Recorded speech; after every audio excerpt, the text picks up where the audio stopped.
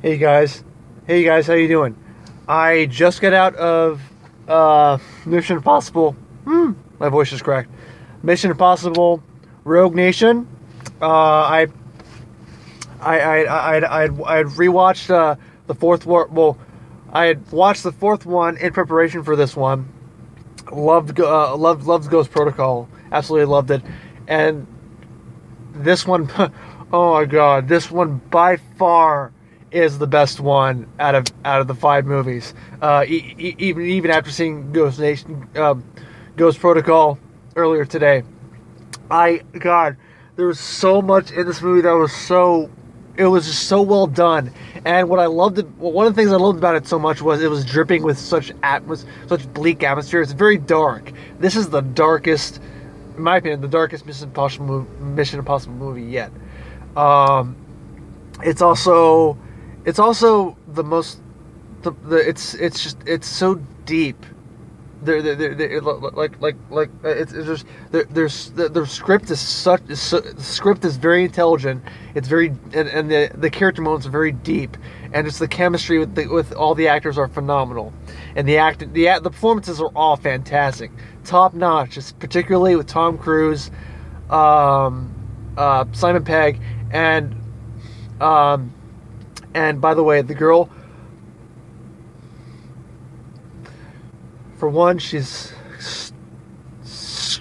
God, she's hot.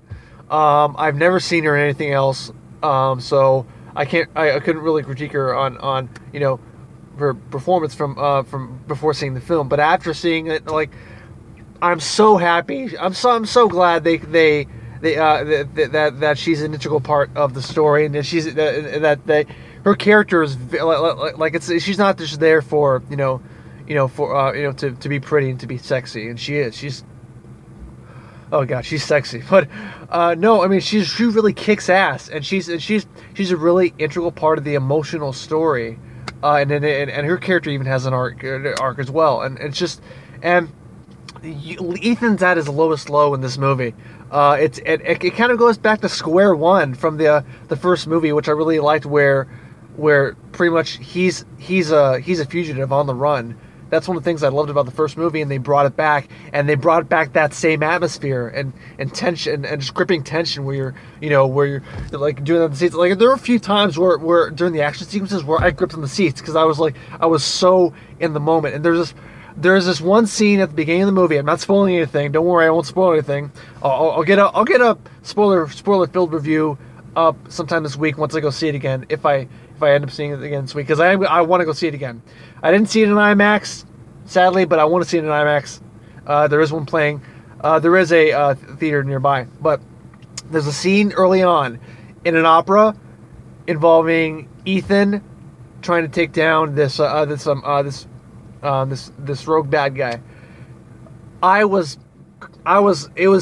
so nail biting, and it was so well directed, and it was so, like, I was so surprised how powerful that was. Like just the emotion going through it, and just how gripping it was, and how just, like, it was, like, there was no, like, actual, like the composer for the movie. There was no composition from him. There was opera music going on, because it was an action sequence during an opera. But it really added to the intensity and the suspense of it.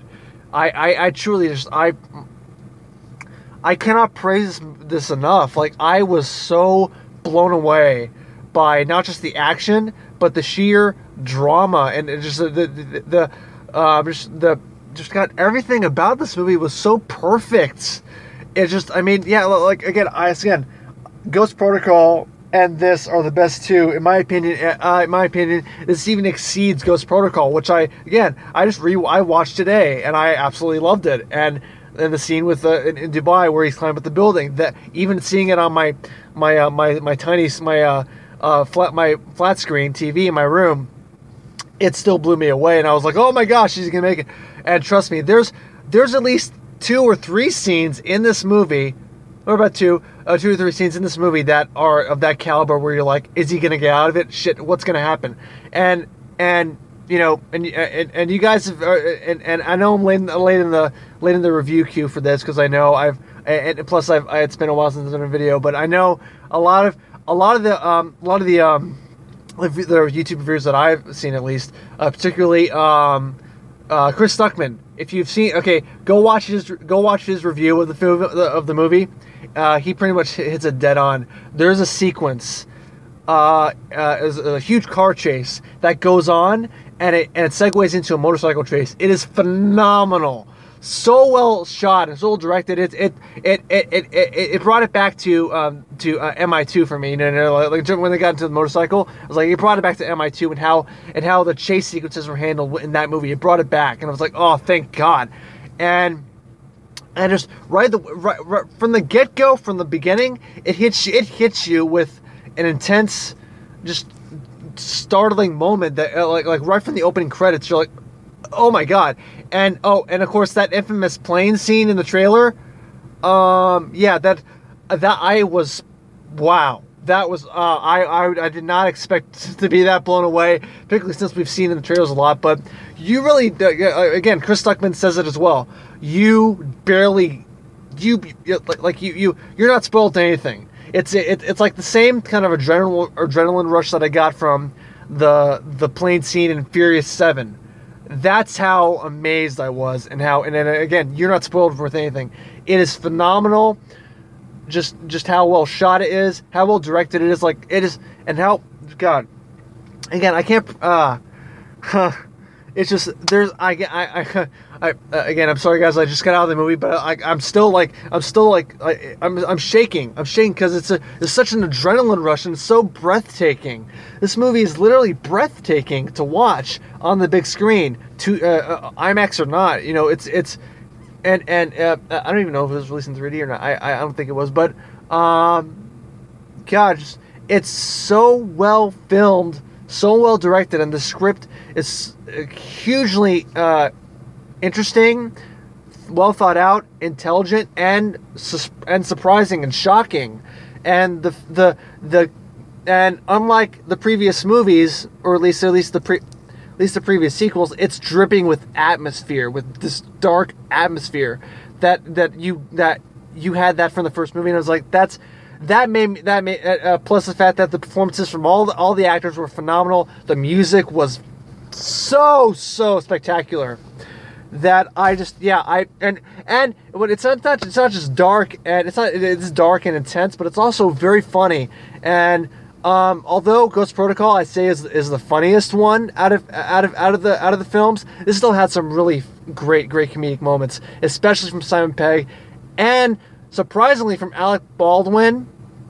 Not like comedic moments from Alec Baldwin, but Alec Baldwin was fantastic in the movie. I forgot to mention him.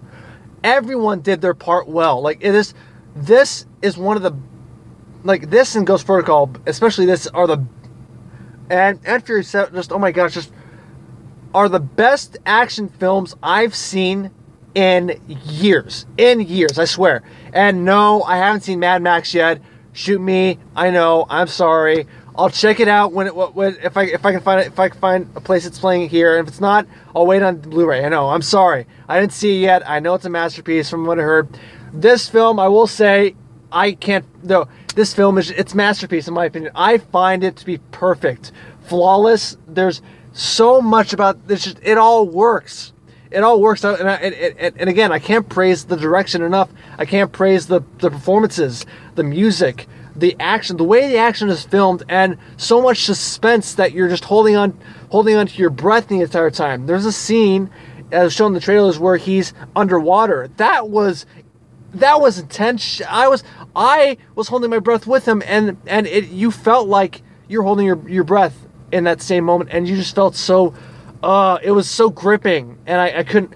God, it was just so. And by the way, the bad guy. I like the bad guy in Ghost Protocol. He was sufficient enough, though it was kind of typical Russian bad guy, but he was sufficient. But I loved the bad guy in this guy. He hated his guts. I hated his guts. I wanted him to die. So yeah, no, but I loved him. He's I don't know if he may be my favorite villain of the franchise thus far, or at least equaling Phil Seymour Hoffman from number 3. Again, that's just my take. But again, guys, short review. I'll try and get a spoiler-filled full review up this week if I can, because I want to go see it again in IMAX.